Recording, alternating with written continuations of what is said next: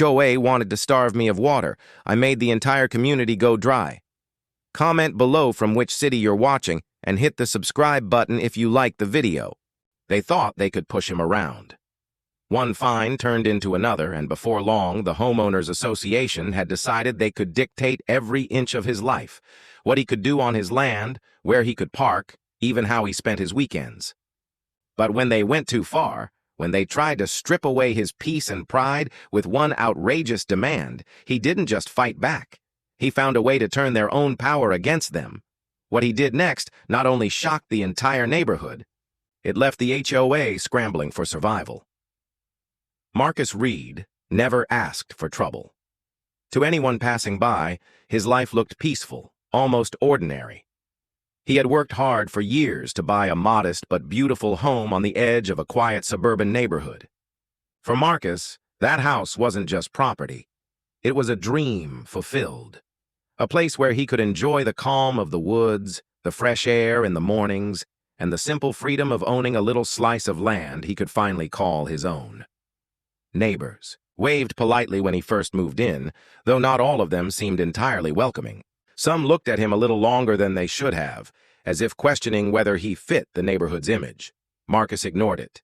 He had lived through worse and wasn't about to let subtle looks steal his joy. Most days, Marcus kept to himself.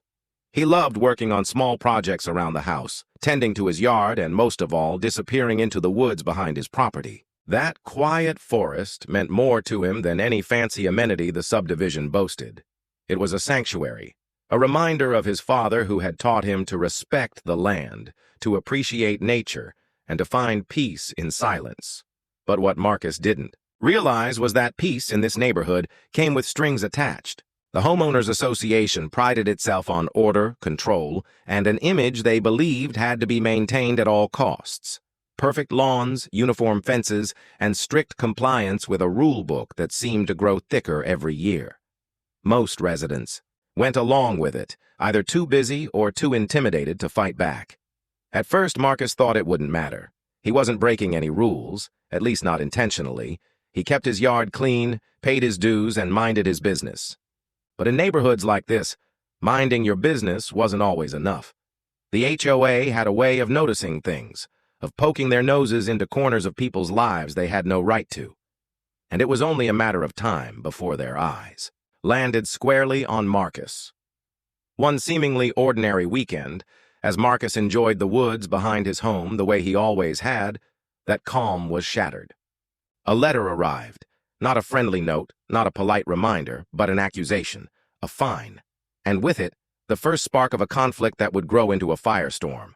Because what Marcus saw as his right, his freedom, the HOA saw as a threat. And they weren't just determined to stop him. They were prepared to make an example out of him.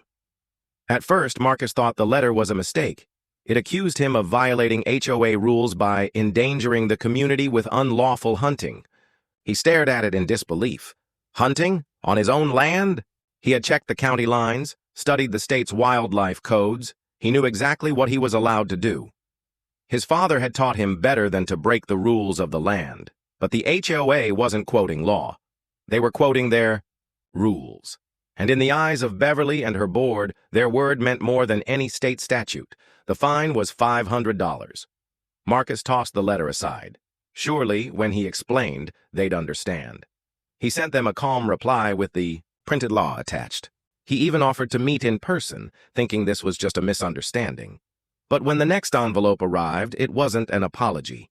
It was another fine, this time doubled. $1,000 plus a threat. If he didn't comply, they would place a lien on his home. Marcus felt the heat rising in his chest. He had worked too hard for this house, too hard for his peace. And now they were threatening to take it all away over something that wasn't even illegal. He tried speaking at the monthly HOA meeting, but the moment he stood to defend himself, Beverly's gavel struck the table. "Out of order!" she snapped. The board members avoided his eyes. Some residents shifted uncomfortably in their seats, but no one spoke up. Marcus sat down, humiliated, but not broken. That was only the beginning. Weeks later, another letter arrived. This one claimed his grass was Out of compliance. He laughed, bitterly.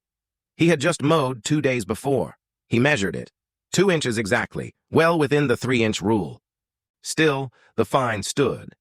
Then came the accusation that his pickup truck counted as a commercial vehicle and could not be parked in his own driveway. Another fine.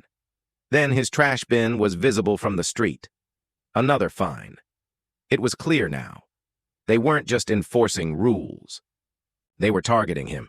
The neighborhood Facebook group lit up with whispers. Maybe he should just follow the rules. He doesn't fit in here.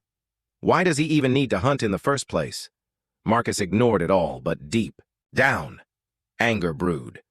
They weren't just trying to bleed him financially, they were trying to push him out. And yet, Marcus refused to break. He paid nothing, kept every letter neatly stacked in a folder, and documented every moment. His patience was a shield, but behind that shield, he was planning. The breaking point came one Saturday morning. Marcus had just stepped out onto his porch with a cup of coffee when he noticed 2 HOA board members trespassing on his property.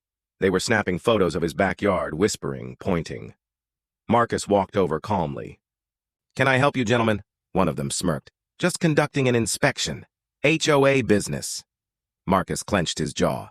An inspection? On his land? He knew it was harassment. He knew they had no right. But he also knew confronting them directly would only feed their game. He said nothing, turned, and went back inside. From the window, he watched them leave, grinning as though they had won. That night, Marcus opened his laptop and started digging. He pulled up county land records, plat maps, deeds. If they wanted a war, he would not fight on their battlefield. He would build his own. Hours passed as he scrolled through documents. And then, like striking gold, he saw it. The land behind the subdivision. 30 acres of pristine forest. The same woods that connected directly to the hiking trail every resident loved. The trail the HOA bragged about in their brochures. The trail kids rode their bikes on. The trail joggers praised as the neighborhood's treasure. But here was the shock. The HOA didn't own it. The land belonged to an elderly couple who had left the state years ago. And according to the county's database, they had just listed it for sale. Marcus leaned back in his chair, heart pounding. The realization hit him like thunder. The very land they adored, the land they used every day to elevate their property values, was up for grabs, and he could buy it. He didn't sleep that night. Instead, he ran numbers, called contacts, checked his savings. Years of careful investing and a modest inheritance from his late father gave him the leverage he needed. By sunrise, he had already emailed the realtor. Within 2 weeks, the deal was closed. 30 acres. His. Marcus didn't make an announcement. He didn't throw it in their faces. He simply put up signs. Private property. No trespassing. By the following weekend, chaos had erupted. Joggers returned home furious. Parents stormed into HOA meetings demanding answers. Beverly looked rattled for the first time in her reign when the truth came out that Marcus was the new owner. Shockwaves hit the neighborhood like a bomb. Some whispered admiration. That's genius. Others seethed. He's selfish, vindictive. But one thing was clear. The power dynamic had shifted. The HOA tried to fight. They sent cease and desist letters, claiming the trail was a community resource. Marcus calmly replied with a copy of his deed. They threatened lawsuits, but their lawyer warned them they had no case. Marcus owned the land outright, and while the HOA scrambled, Marcus tightened the screws. He didn't just close the trail, he padlocked every access point, posted cameras. Anyone caught trespassing was reported to the sheriff. The board was livid. Property values began to dip. Residents who once worshipped the HOA now turned on them. How did you let this happen? Why didn't you secure the land years ago? Beverly grew desperate. At the next meeting, she declared Marcus a danger to the neighborhood, accusing him of buying the land out of spite. She even suggested suing him personally for damages. But Marcus was 3 steps ahead. Through his research, he had uncovered more than the land deal. He found financial irregularities in the HOA's records, contracts awarded to relatives, maintenance bills inflated by thousands, funds missing from the association's reserve. Quietly, he reached out to a local reporter who had a reputation for exposing corruption. A month later, the headline dropped, "Homeowners accuse HOA of fraud and mismanagement. Investigation underway." The neighborhood was thrown into uproar. Ordinary residents, long silenced, suddenly found their voices. They shared stories of harassment, of unfair fines, of Beverly's bullying tactics. The once feared board was unraveling under the weight of its own corruption. But Marcus didn't celebrate yet. He knew bullies rarely went down without a fight. Sure enough, a few nights later, he returned home to find one of his signs ripped down, his gate vandalized. Someone spray-painted "selfish" across his mailbox. He filed a report, installed more cameras, and stayed quiet. But inside, his resolve hardened. If they wanted a war, he was prepared to finish it. And he wasn't just fighting for himself anymore. He was fighting for every resident who had ever been silenced, every neighbor who had been too afraid to stand up. Because now it wasn't just about fines. It wasn't just about hunting. It was about exposing the truth and watching the empire the HOA had built crumble into dust. And soon, everyone would see just how far Marcus was willing to go. By the time the investigation into the HOA's finances became public, the board was unraveling. Meetings that were once quiet, controlled affairs now looked more like courtrooms on fire. Residents demanded answers, shouted over Beverly's gavel, and openly questioned where their money had gone. But Beverly wasn't ready to lose. Not yet. Cornered, she doubled down. At one heated meeting, she stood tall in front of the packed clubhouse and declared Marcus the root of the neighborhood's chaos. She accused him of maliciously buying the land only to punish his neighbors, of spreading lies about the HOA, and of turning the community against itself. And then, in a moment that revealed just how desperate she had become, Beverly announced that the board had voted to pursue legal action against Marcus, not just for damages, but to force him to reopen the hiking trail. The room fell silent. Some neighbors gasped. Others shook their heads.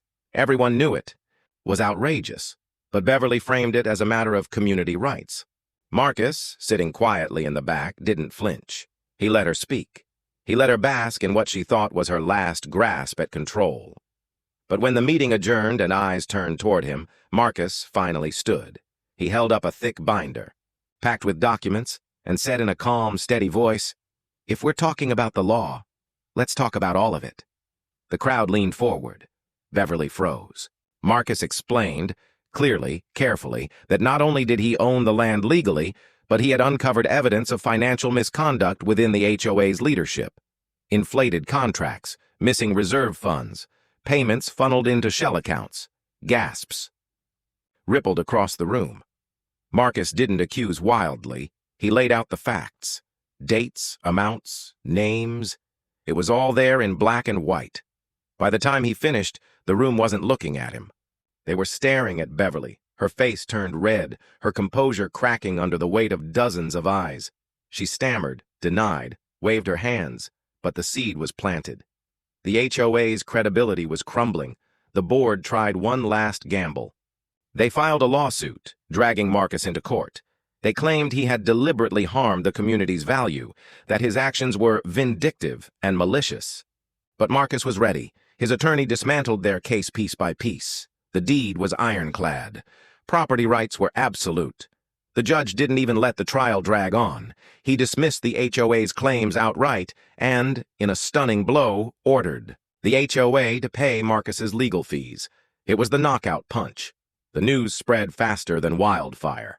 Residents whispered it in the grocery store, kids repeated it on school buses, neighbors texted each other in disbelief. Marcus had not only beaten the HOA, but he had bankrupted them in the process. And just when Beverly thought the humiliation couldn't get worse, it did, because the county's financial investigation wasn't just paperwork, it turned criminal. Investigators confirmed Marcus's suspicions. Funds had been siphoned off, contracts awarded to family members, thousands unaccounted for. The story made headlines in the local paper, with Beverly's name plastered in bold print. She went from untouchable queen of the neighborhood to a pariah overnight. Residents who once obeyed her without question now crossed the street to avoid her. The whispers that once followed Marcus now followed her. But Marcus wasn't done. At the next community gathering, where Beverly tried one last time to save face, Marcus arrived with a calm presence that contrasted sharply with her frantic energy. The clubhouse was packed to the walls. Neighbors who had avoided meetings for years were now eager to watch history unfold. Beverly launched into a fiery speech, blaming Marcus for dividing the community, accusing him of orchestrating a witch hunt. But this time her words fell flat. People rolled their eyes. Some even laughed under their breath. When Marcus finally stepped forward, the room quieted instantly. He didn't raise his voice. He didn't gloat. Instead, he spoke plainly. I didn't move here to fight with anyone. I came here for peace. But peace doesn't mean silence. Peace doesn't mean letting bullies push people around. This HOA thought they could fine me into submission, humiliate me, maybe even force me out. But here's the truth. They weren't just targeting me. They've been targeting all of you too. And now, thanks to their own greed, everyone finally sees it. The applause was thunderous. Neighbors who had never looked him in the eye before now nodded with respect. Some stood, some cheered. The balance of power had shifted completely, and Beverly knew it. Her resignation came days later, delivered in a bitter one-sentence email. The rest of the board followed like dominoes. The HOA, once feared, was in shambles. And yet, Marcus still had one card left to play. In a dramatic twist, he announced that he wasn't reopening the hiking trail for the HOA's benefit. Instead, he had donated the land to the county as a public preserve. Families from across the region would enjoy it, free of charge, but the HOA could never again claim it as their own. It was the ultimate reversal. The very land the HOA once bragged about in their glossy brochures was now a monument to their downfall. Every time they looked out at those woods, they would be reminded of the man they tried to break and failed. Marcus had turned their greatest weapon into his greatest victory, and as the news spread, the neighborhood's story became legend, a cautionary tale of arrogance, greed, and the danger of underestimating the quietest person in the room. For Marcus, the battle was over. He had endured the fines, the slander, the trespassing, the lawsuits. And in the end, he had stood taller than all of it. But for the HOA, the war had only just begun. Investigations loomed, lawsuits from residents piled up, property values dipped, their empire was dust, and their legacy was shame. Marcus didn't need to say another word. His actions had spoken louder than anything Beverly or her board could ever scream. And in that silence, one truth remained unshakable. When you push the wrong person too far, when you mistake patience for weakness, you might just end up handing them the power to destroy you.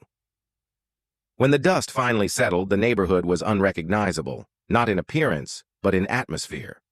The air that once hummed with tension now carried a strange mix of relief and reckoning. People who had lived under the HOA's thumb for years suddenly found themselves free, though freedom came with its own kind of shock.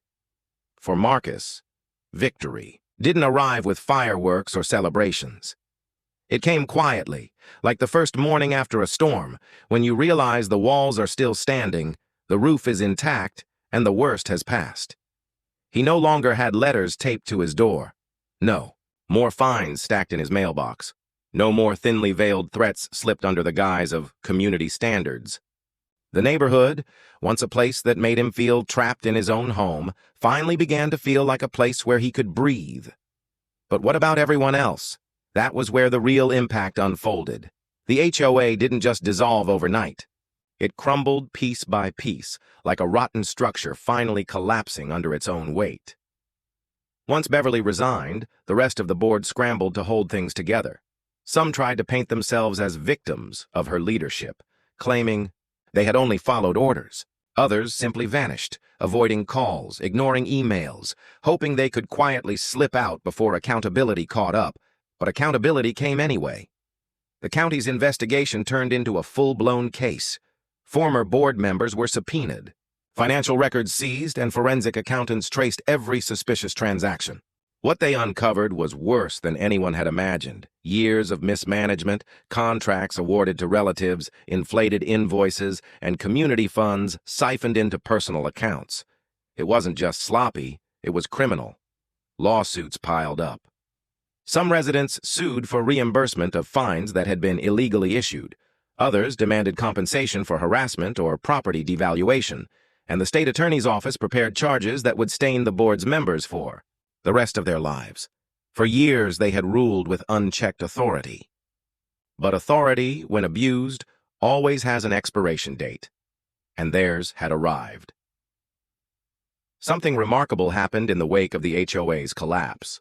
The residents started talking to each other. For the first time in years, neighbors who had once kept their heads down began sharing their own stories.